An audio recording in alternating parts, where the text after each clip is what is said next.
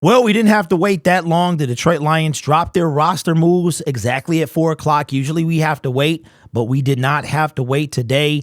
And we are looking at it right now. According to Detroit Lions Twitter, the Lions announced roster moves, placed Josh Paschal and Khalil Dorsey on injured reserve, signed Chase Lucas to the active roster from the practice squad, elevated Coyote Iwasaka via standard practice squad elevation. Taylor Decker ankle has been downgraded to out for Seattle versus Detroit. Now, that is quite concerning in my opinion. We have the Detroit Lions have the next man up mentality. Shout out to the guy in my previous video that said Khalil Dorsey would probably be the one placed on injured reserve. That means that Emmanuel Mosley is probably going to be back sooner than later. So that's a fantastic sign. Josh Paschal played in game 1, played in the preseason, got hurt in practice. According to Dan Campbell, had an episode and now is going to be on IR for 4 weeks. It's starting, y'all. It's starting. And when I say starting, I'm not talking about SOL. I'm just saying these second round picks, man. We dealt with Levi before that, and now Paschal, pick number 46, man. He came in with JAMO, and when he's out there, he can be a dog. It's like one of them things. Like I said, he kind of reminds me of Austin Bryant or Deshaun Hand. If they're healthy and they're playing to their full capacity, then they're out there doing their thing. And now we have to wait another 4 weeks minimum before we can see him. We knew about Chase Lucas, but the biggest news of the day, man, is Taylor Decker being downgraded to out. Now, I was completely wrong. I thought that there was no way that Taylor Decker was going to miss the home opener.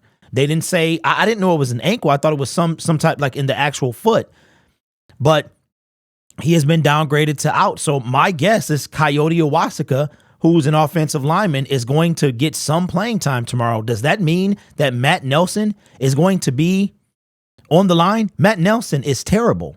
So am I panicked? No. Am I worried? Yes, a little bit. Our offensive line got one game together, and we won and we beat the Kansas City Chiefs. Jared Goff was only sacked one time, lost 3 yards. But now the game plan is going to have to be to protect Jared Goff from either Matt Nelson and his inability. I watched this dude in the preseason, man. He's not very good. Or Coyote Iwasaka. He was elevated via the standard practice squad elevation. So we talked about before, you have people that's elevated on game day and they don't impact the 53-man roster, right? So this is, I'm not worried. I still think we win the game, but it's disappointing. It's disappointing because our offensive line just cannot play together. We played together, we won, but we cannot play together. Now, I guess what's better is that Seattle's offensive line is worse. They're almost in the same position that we are. Our offensive line is much better than theirs, but they also have a practice squad guy and a 41-year-old tackle. One of their offensive linemen was placed on IR, and the other one is out. So I still think ours is better. And the defense is going to eat, but Matt Nelson is terrible, and we have to protect Jared Goff. So I'm hoping that Ben Johnson schemes a game plan that is going to play into the weaknesses of Matt Nelson. I don't even know what Coyote can do. He's barely even out there, right? So what you hear is disappointment in my voice. People get hurt. It happens. Taylor Decker has been a staple. He came in with Matt under Jim Caldwell. He's probably, I want to say he is the longest tenured offensive lineman. And I think he has a contract situation that may or may not be coming. I don't remember off the top of my head. But him, Frank Ragnow, those guys, man, Panay Sewell, anchoring that deep offensive line, right? So am I worried? No. Am I bothered? No. Am I disappointed? Yes, I am disappointed. At both the offensive line, man, Taylor Decker, I guess you would think 10 days off would help him. So it must be worse than we imagine, right? Because if 10 days off didn't help him, then it's worse than we thought. It's worse than we thought. So hopefully, like I said, knowing a day in advance, and they were planning for this. So it's not that, the world is ending. It's just disappointing, man. We have a chance to dominate.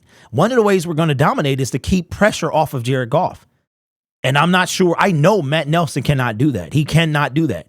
And Coyote, I have no idea what he can do. So anyway, Again, not upset, not angry. Taylor Decker, we kind of thought he was going to be out. I just didn't think if it was, I said yesterday, if he could play, he would be out there.